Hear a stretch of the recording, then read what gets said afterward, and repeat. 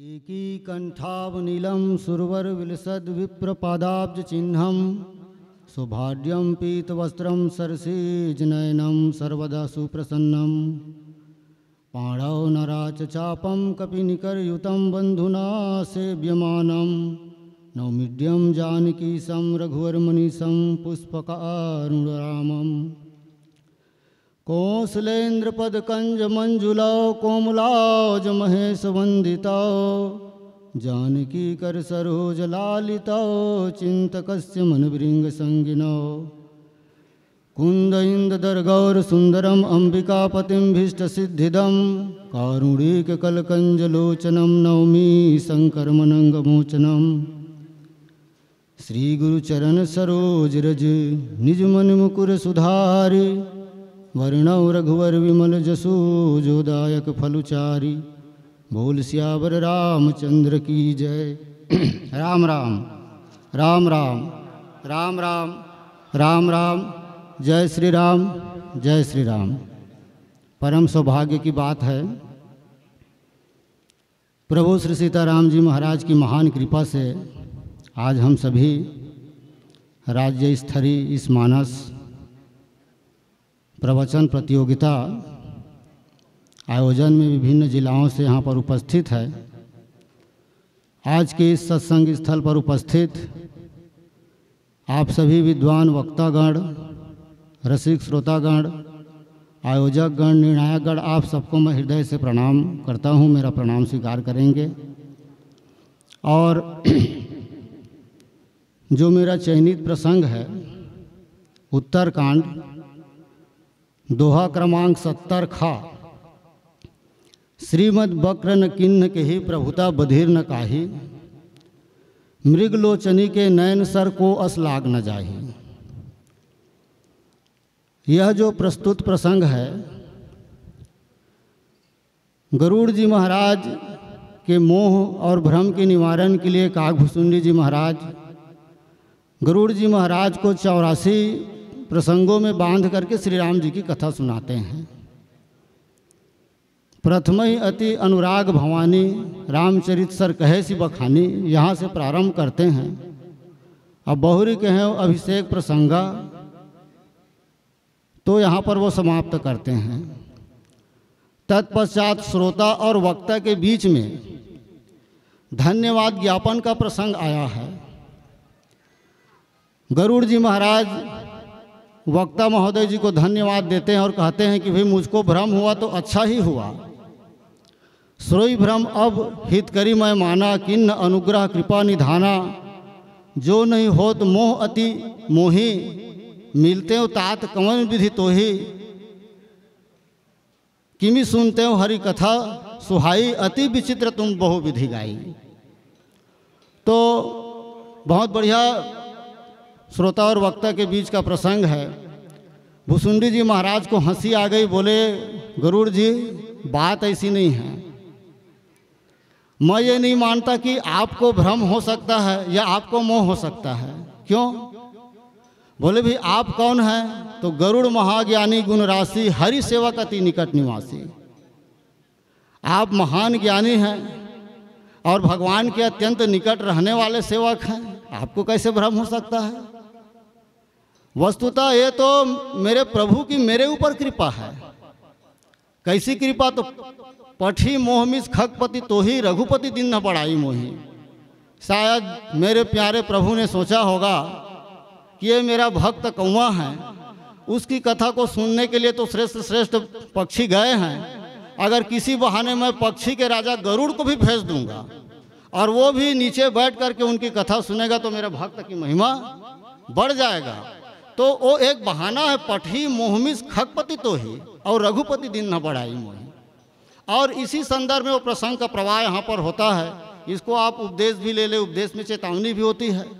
और गड़ी जी यदि किसी को भ्रम हो जाए, मोह हो जाए, तो उसके प्रति हमारे मन में एक वितृष्णा की वृत्ति नहीं आनी चाहिए। क्योंकि संसार में अब ऐसा कौन है? मानस रोग में कहते हैं ना, मानस रोग कछुक में गाय है ही सबके, किसी को देख करके हंसो मत, है ही सबके मतलब अरे वो तो मानस रोग से सब ग्रसित है ही सबके लखी बिरलेन पाए। लेकिन अपनी कमियों को बहुत बिरले लोग देख पाते हैं। तो वहीं पर वो प्रश्नों की झड़ी लगा देते हैं। मोह न अंध किन्न के ही, आप बताइए तो संसार में ऐसा कौन है जो मोहविष्ट ना हो।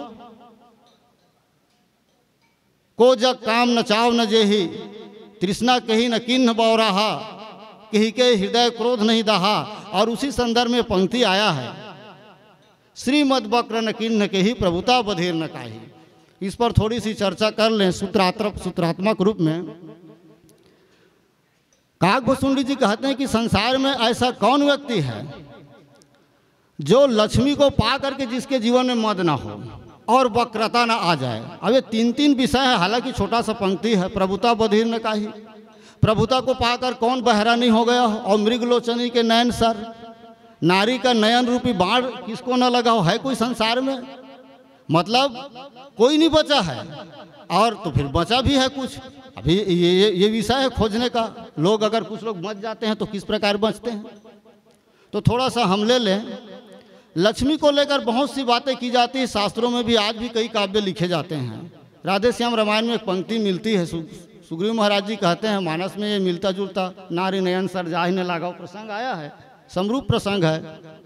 तो वो कहते हैं कि योगी भोगी त्यागी रागी ज्ञानी मानो लाखों देखे, गोस्वामी स्वामी सन्यासी ध्यानी मौने लाखों देखे। बिरला ही है वह महापुरुष जो कामनी कंचन लिप्त नहीं, अन्यथा जगत की माया ने कर दिया किसे भी क्षिप्त नहीं। और इस प्रकार के काव्य आज भी लिख रहे हैं, लेकिन उसको हम मानस की दृष्टि से थोड़ा समझने का प्रयास करें। जब लक्ष्मी को लेकर के इस प्रकार से बातें की जाती है तो क्या धन प्राप्ति का लक्ष्य बुरा है क्या? तो थोड़ा रामचरितमानस के सूत्र से देखें। सीता जी जिसको हम लक्ष्मी का भी अवतार मानते हैं, प्रसंग है तो उसको लक्ष्मी के रूप में देखें। सीता जी को प्राप्त करने वाले रामचरितमानस में 4 पात्र हैं। प्रथम जनक जी महाराज, श्री राम जी, हनुमान जी, और चौथे नंबर में ये लंकापति रावण। ये केवल सूत्र है समझने के लिए।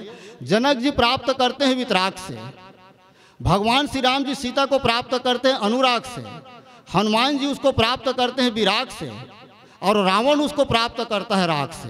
और थोड़ी कड़ी मिला लीजिए, श्री राम जी का प्राप्त करना उसको हम छोड़ दें, क्योंकि राम सीता में अंतर नहीं है, वो उसको प्राप्त है। ये 3 पात्र हैं जिसके द्वारा हम इस सूत्र को समझ सकते हैं।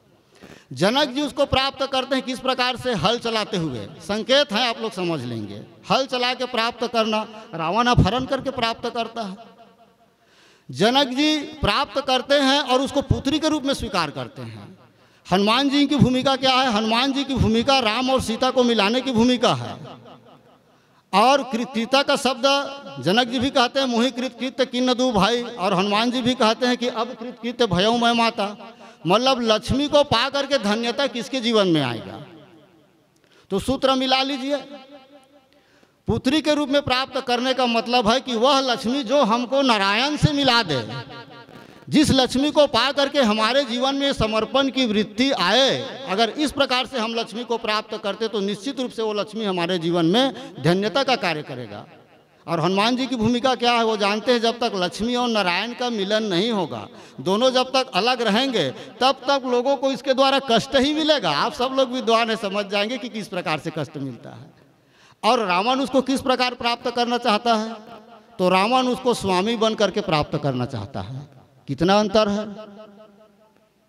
हनुमान जी की दृष्टि में माँ है, जनक जी की दृष्टि में पुत्री है, मतलब समर्पण की वृत्ति। माँ है तो वात्सल्य की वृत्ति, और स्वामी बनना मतलब कितनी धृष्टता की बात है। आज भी सब लोगों के नाम में कुछ न कुछ जमीन होगा, और किसान किताब में लिखा होता है भूस्वामी, लिखा होता है। खैर ठीक है, वो चलन है, लेकिन आप अपने आप को भूस्वामी मानते हैं क्या?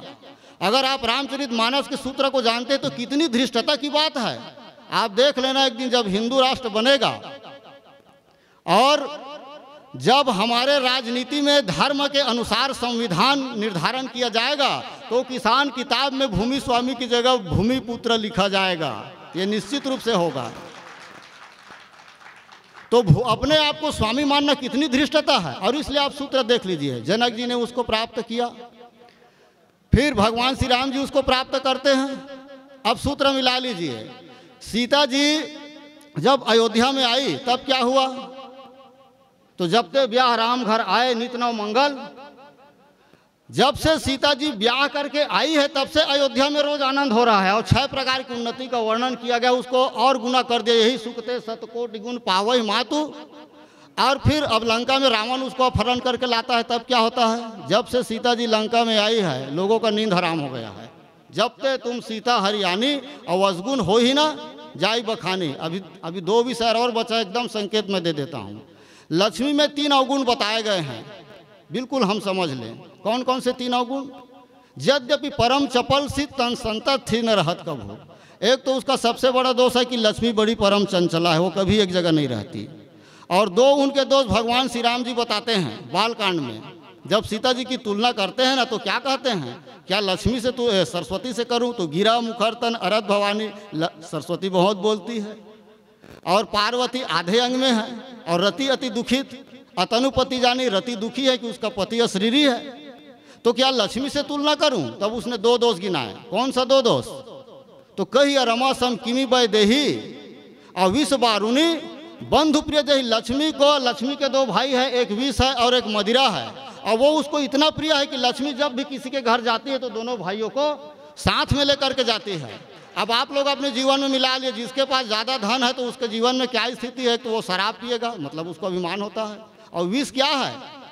विष का मतलब यही है कि यही नर तन पाई विषय मन देही और पलटी सुधा ते 60 विष लेही। तो जो विष पान करे वो शिव है और जो विषय पान में लगा हुआ है वही जीव है। ठीक है? तो जिसको विषय कहा गया वही विषय, विष से ही विषय बना है। पीली बत्ती जल गई है, इसको आप संकेत समझ लीजिए।